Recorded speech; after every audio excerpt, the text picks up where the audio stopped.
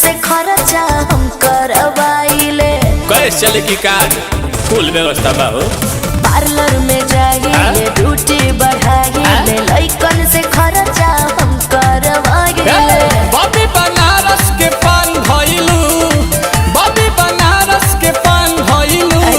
कातना लइकन के जान भइलू, गोरी लागत कि अब के सियान भइलू। तो गोरी लागत कि अब के सियान भइलू।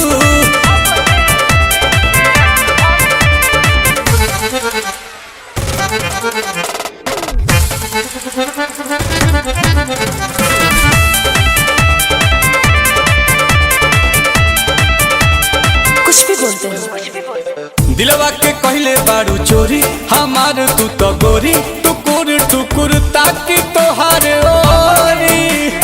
बुझाई लेकोमी के लिपस्टिक लगाइले, लोटस के फेशियल कराइले।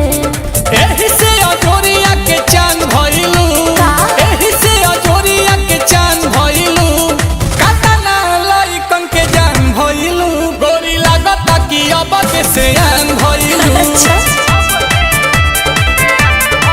हाँ गोरी लागत कि अब के सियान भइलू।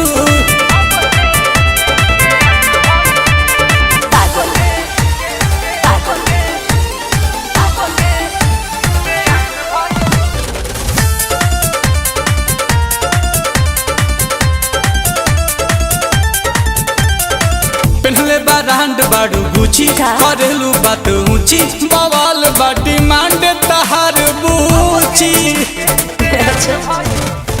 बिकिनी हॉल के कहल हो, करता रानील कमल हो। हे जोहरीला हीरा के खान भइलू, हे जोहरीला हीरा के खान भइलू।